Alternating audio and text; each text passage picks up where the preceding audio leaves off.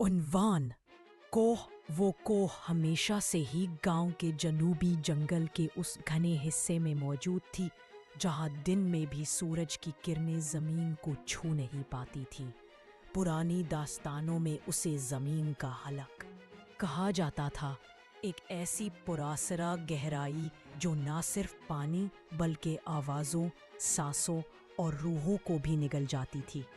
کہتے تھے کہ اس کے اندر پتھر کے قدیم راستے تھے جو کسی ایسی جگہ کو جاتے تھے جہاں وقت ٹھہرا ہوا تھا اور ہوا میں ہمیشہ گیلی مٹی اور سڑے ہوئے پھولوں کی بو بسی رہتی تھی۔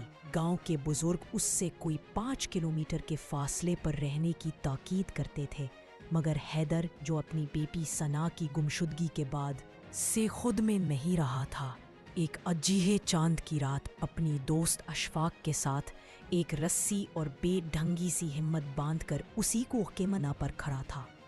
نیچے اترتے ہی سرد ہوا نے ان کے جسموں میں سرایت کر لی، جیسے کسی نے برف کے نیزے ان کی ریڑھ کی ہڈی میں اتار دیے ہو۔ ٹارچ کی مدھم روشنی میں وہ دیکھ سکتے تھے کہ کوہ کی دیواریں معمولی اینٹوں کی نہیں بلکہ انسانی ہڈیوں اور کھوپڑیوں سے تعمیر تھیں، جو ایک دوسرے میں اس مہارت سے گندھی ہوئی تھی کہ کوئی جگہ خالی نہیں تھی۔ ہوا میں اڑتی سفید خاک در حقیقت پسے ہوئے ہڈیوں کا صفوف تھی جو ان کے پھیپھڑوں میں اتر رہا تھا۔ اشفاق نے چیخنا چاہا مگر اس وقت بند ہو گئے جب انہوں نے دیکھا کہ دیواروں میں جڑی کھوپڑیوں کے کھوکھلے چشمے سے اب زندہ آنکھیں انہیں تاک رہی تھی، مگر ان میں ایک ایسی بوڑھی اور بے رحم عقل چمک رہی تھی جو کسی انسان کی نہیں لگتی تھی۔ تیسرے پائیدان پر پہنچتے پہنچتے ان کی ٹارچیں بجھ گئیں اور مکمل تاریکی نے انہیں اپنے شکنجے میں لے لیا۔ اس تاریکی میں صرف پانی کے قطرے ٹپکنے کی آواز نہیں تھی، بلکہ کوئی چیز ان کے بالوں سے سرگوشیاں کرتے ہوئے گزر رہی تھی۔ اچانک حیدر نے اپنی بیٹی کی آواز سنی جو مدد کے لیے پکار رہی تھی، مگر آواز کسی ایک سمت سے نہیں بلکہ ہر طرف سے آ رہی تھی، جیسے خود تاریکی بول رہی ہو۔ اشفاق نے جذباتی حیدر کو روکنے کی کوشش کی، مگر وہ آگے بڑھ گیا اور ایک کھسکنے اور پھر خوفناک چیخ کی آواز کے بعد اس کی آواز غائب ہو گئی۔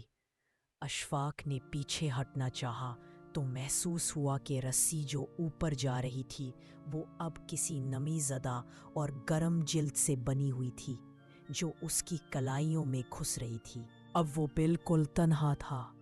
نیچے کی طرف دیکھا تو فاصلے پر ہزاروں ہلکی سی نیلی سی روشنیاں تیر رہی تھیں جو دراصل آنکھیں تھیں۔ ہر آنکھ گاؤں کے ان گمشدہ لوگوں کی تھی جن کا کبھی پتہ نہیں چلا تھا۔ وہ سمجھ گیا کہ کوہ کوئی جامد چیز نہیں بلکہ ایک زندہ وجود ہے جو زمین کے نیچے پھیلی ہوئی ہے اور وقتاً فوقتاً باہر پھنستا ہے تاکہ اپنے لیے خوراک حاصل کر سکے۔ اس نے اپنے جسم کے ہر حصے میں ایک عجیب حرکت محسوس کی، جیسے اس کی ہڈیوں کے اندر کوئی اور ہڈیاں اگ رہی ہوں۔ وہ چیخا مگر اس کی آواز اس کے من سے باہر نہیں نکلی بلکہ اس کے سینے میں ہی گھوم کر اس کے کانوں میں واپس آ گئی۔ اس نے اپنے ہاتھوں کو دیکھا تو وہ دھیرے دھیرے شفاف ہو رہے تھے اور ان کے نیچے وہی ہڈیاں نظر آ رہی تھیں جو کوہ کی دیواروں میں جڑی تھیں۔ اب وہ جانتا تھا کہ موت بھی کوئی آخری راستہ نہیں رہا۔ کوہ اسے نگل نہیں رہی تھی بلکہ اس میں ضم کر رہی تھی۔ اس کے خیالات، اس کی یادیں، اس کا خوف، سب کوہ کے اجتماعی شعور کا حصہ بنتے جا رہے تھے۔ اس نے دیکھا کہ حیدر اب دیوار کا حصہ بن چکا تھا۔ اس کی آنکھیں کھلی تھیں مگر دیکھ نہیں رہی تھیں۔ اس کی کھوپڑی میں سے ایک بیل جیسی کوئی چیز نکل رہی تھی جو دوسری ہڈیوں سے جڑ رہی تھی۔ اشفاق نے اپنی آخری سانس لی تو اس نے محسوس کیا کہ اس کا دھڑکنے والا دل اب پتھر کی طرح ٹھنڈا اور سخت ہوتا جا رہا ہے۔ اس کی آنکھیں بند ہونے لگی مگر اس سے پہلے کہ وہ ہمیشہ کے لیے اندھیرے میں ڈوب جاتا، اس نے اپنی بیٹی کو چھوڑنے والی اپنی آخری یاد کو دیکھا۔ وہ اسے بوسہ دے رہا تھا और उसके रुखसार पर एक सियाह धब्बा नजर आया था। अब समझ आया कि वो धब्बा दरअसल खोह की मिट्टी का था। उस दिन हवा के जरिए इनके घर तक पहुंच गई थी और उसने निशान लगा दिया था।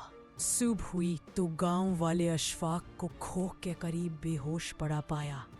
उसका दायां हाथ और आंखें बिल्कुल सफ़ेद थे, जैसे उनमें से रंग निचोड़ लिया गया हो। वो किसी से बात नहीं करता था, बस हमेशा एक ही जुमला दोहराता रहता था, वो सांस ले रही है और हम सब उसके फेफड़ों में हैं। कोह को पाटने का फैसला हुआ, मगर जो भी मशीन या मजदूर करीब जाता वो या तो पागल हो जाता या गायब। अशफाक अगले हफ्ते मर गया। पोस्टमार्टम रिपोर्ट में लिखा था कि उसके फेफड़ों में मट्टी और हड्डियों का सफूफ भरा हुआ था और उसकी पसलियों के अंदर की तरफ एक अजीब सी तहरीर कंदा थी जो पुरानी संस्कृत से मिलती जुलती थी, जिसका मतलब था, आओ तुम्हारा घर तुम्हारा इंतज़ार कर रहा है। आज भी गांव वाले रात के वक्त दूर से एक अजीब आवाज़ सुनते हैं, जैसे कोई बहुत बड़ी चीज़ ज़मीन के नीचे सांस ले रही हो। और हर साल बरसात में जब खूह पानी से भर जाती है तो उसका पानी सुर्ख नहीं बल्कि गहरा नीला होता है, जिसमें से वही गीली मिट्टी और सड़े हुए फूलों की बू आती है।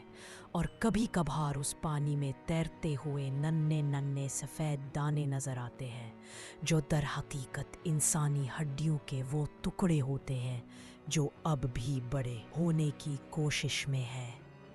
The end. Thanks for watching. Subscribe to my channel. Endless Rise.